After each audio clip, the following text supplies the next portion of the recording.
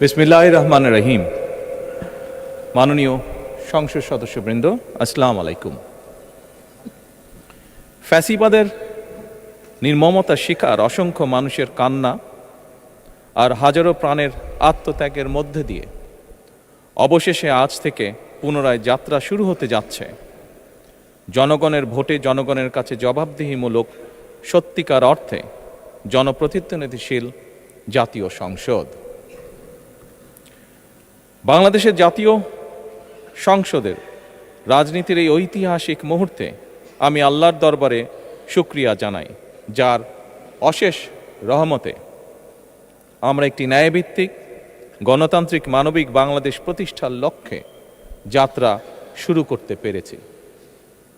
1971 সালের স্বাধীনতা যুদ্ধের থেকে শুরু করে 2024 সালের দেশ এবং জনগণের স্বাধীনতা রক্ষার যুদ্ধ সহ এই পর্যন্ত দেশে গণতন্ত্র এবং মানুষের অধিকার প্রতিষ্ঠার সংগ্রামে যারা শহীদ হয়েছেন, ত্রয়োদশ জাতীয় সংসদ শুরুর এই যাত্রা লগ্নে আমি তাদেরকে কৃতজ্ঞতার সঙ্গে স্মরণ করছি। এই আন্দোলন সংগ্রামে যেসব মায়েরা তাদের সন্তান হারিয়েছেন, যেসব সন্তানেরা তাদের প্রিয়জন হারিয়েছেন, যেসব পরিবার তাদের সন্তান স্বজন হারিয়েছেন, যেসব আহত মানুষকে তাদের স্বাচ্ছন্দ্যের জীবন হারাতে হয়েছে, যেসব মানুষগুলো নির্যাতন, নিপীড়ন, রাজনৈতিক হয়রানি কিংবা মিথ্যে মামলা শিকার হয়ে সর্বস্ব হারিয়েছেন, আমি তাদের সকলের অবদানকেও কৃতজ্ঞতার সঙ্গে স্মরণ করছি। দেশের ছাত্র জনতা, কৃষক, শ্রমিক, শিক্ষক, কবি, সাহিত্যিক, সাংবাদিক, চিকিৎসক, প্রকৌশলী, আইনজীবী, কামার কুমার, জেলে তাঁতি, গাড়ি চালক, ব্যবসায়ী এবং সরকারি বেসরকারি চাকরিজীবী, গৃহিণী, সারা দেশে গণতান্ত্রিক রাজনৈতিক দলের নেতা কর্মী সমর্থক তথা সর্বস্তরের সকল শ্রেণী পেশার মানুষ যাদেরকে গুম, খুন, হত্যা, নির্যাতন, নিপীড়ন, মিথ্যা হামলা মামলা কিংবা জীবন্ত মানুষের কবরস্থান তুল্য বর্বর বন্দিশালা, আয়নাঘর, কোনো কিছু দিয়েই যাদের গণতান্ত্রিক আকাঙ্ক্ষাকে রুখে দেওয়া যায়নি, যাদের সাহসী ভূমিকায় দেশে পুনরায় গণতন্ত্র ফিরে এসেছে, আমি ত্রয়োদশ জাতীয় সংসদের এই যাত্রা লগ্নে দেশের স্বাধীনতা প্রিয় গণতান্ত্রিকামী বীর ছাত্র জনতাকে জানাই অভিনন্দন।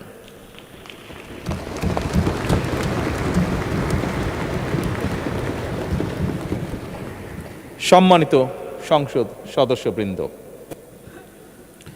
দেশনেত্রী মরহুমা বেগম খালেদা জিয়া জনগণের অধিকার প্রতিষ্ঠায় দেশে সংসদীয় গণতন্ত্র প্রতিষ্ঠা করেছিলেন, সংসদীয় গণতন্ত্রকে প্রাতিষ্ঠানিক রূপ দিয়েছিলেন। সেই গণতন্ত্রকে প্রহসনের রূপ দিয়ে জাতীয় সংসদকে হাস্যরসের খোরাকে পরিণত করা হয়েছিল। দেশে তাবিদারি শাসন শোষণ কায়েম করা হয়েছিল। দেশে সংসদীয় গণতন্ত্র এবং জনগণের অধিকার পুনঃপ্রতিষ্ঠা করার জন্য দেশনেত্রী বেগম খালেদা জিয়া জীবনের শেষ দিন পর্যন্ত লড়াই করেছেন। জীবনে কখনোই স্বৈরাচার কিংবা ফ্যাসিবাদের সঙ্গে আপোষ করেননি। দেশে আজ থেকে আবারও সেই কাঙ্ক্ষিত সংসদীয় গণতন্ত্রের যাত্রা শুরু হলো, আলহামদুলিল্লাহ।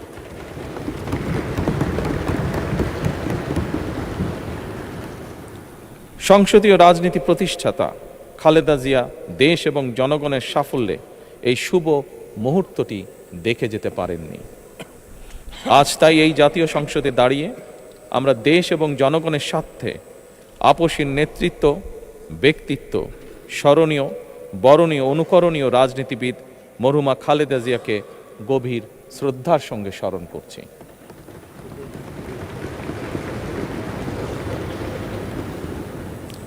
সম্মানিত সংসদ সদস্যবৃন্দ, দেশে বহুদলীয় গণতন্ত্রের প্রবক্তা এবং প্রবর্তক, স্বাধীনতার ঘোষক শহীদ প্রেসিডেন্ট জিয়াউর রহমানের একটি উক্তির কথা আপনাদের সামনে আমি স্মরণ করতে চাই। তিনি বলেছিলেন, জনগণই যদি রাজনৈতিক দল হয় তাহলে আমি সেই দলেরই আছি। অর্থাৎ ব্যক্তি কিংবা দলের স্বার্থ নয়, জনগণের স্বার্থই সবচাইতে বড়। এটাই বিএনপির রাজনীতি।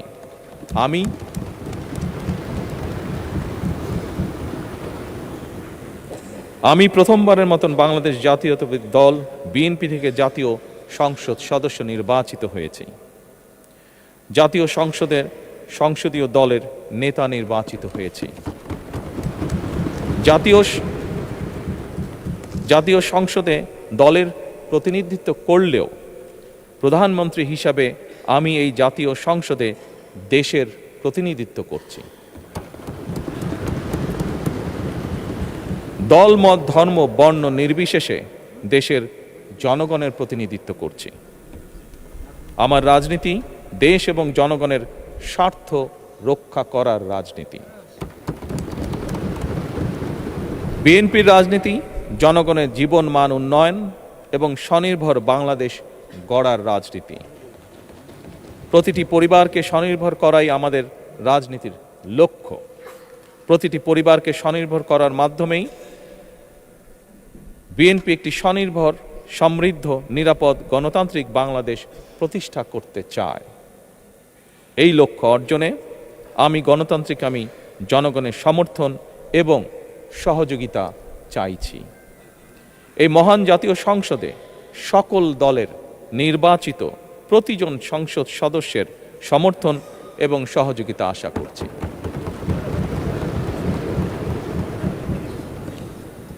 সম্মানিত সংসদ সদস্যবৃন্দ, আমি বিশ্বাস করি আমাদের দল কিংবা মত কিংবা কর্মসূচি ভিন্ন হতে পারে, কিন্তু তাবেদার মুক্ত, ফ্যাসিবাদ মুক্ত একটি স্বাধীন, সার্বভৌম, নিরাপদ, স্বনির্ভর বাংলাদেশ প্রতিষ্ঠায় আমাদের মধ্যে কোনো বিরোধ থাকতে পারে না, বিরোধ নেই। জাতীয় সংসদকে জাতীয় কর্মকাণ্ডের কেন্দ্রবিন্দু না করে বিতাড়িত ফ্যাসিস্ট সরকার জাতীয় সংসদকে অকার্যকর করে ফেলেছিল। আমরা এই মহান জাতীয় সংসদকে সকল যুক্তি, তর্ক আর জাতীয় সমস্যা সমাধানের কেন্দ্রবিন্দুতে পরিণত করতে চাই। সম্মানিত সদস্যবৃন্দ, নতুন সংসদ যাত্রা শুরু করার সময় সংসদের সাবেক স্পিকার কিংবা ডেপুটি স্পিকার উপস্থিত থাকার কথা ছিল, কিন্তু পতিত, পরাজিত, বিতাড়িত ফ্যাসিস্ট সরকারের জনবিরোধী এবং গণবিরোধী কর্মকাণ্ডের ফলে যে জনরোষ তৈরি হয়েছিল তাতে এই মহান সংসদের সাবেক স্পিকার বা ডেপুটি স্পিকারকে খুঁজে পাওয়া যায়নি। তাদের কেউ কারাগারে, কেউ নিখোঁজ কিংবা কেউ পলাতক।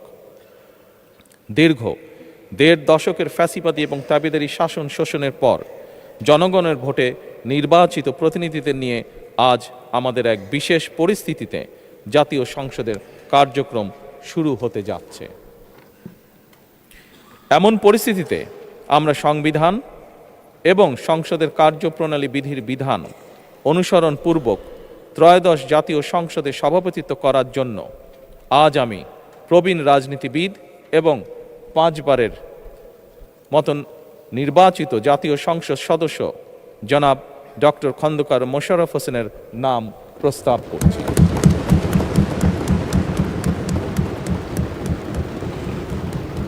সম্মানিত সংসদ সদস্যবৃন্দ, আমাদের সংসদীয় রীতিনীতির ইতিহাসে এই ধরনের পরিপ্রেক্ষিত নজিরবিহীন নয়।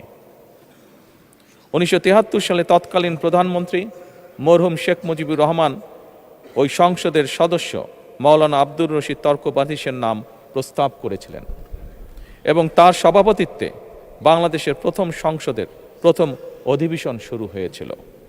আমি জাতীয় সংসদের সকল সম্মানিত সদস্যকে স্বাগত এবং ধন্যবাদ জানাই। আল্লাহ হাফেজ।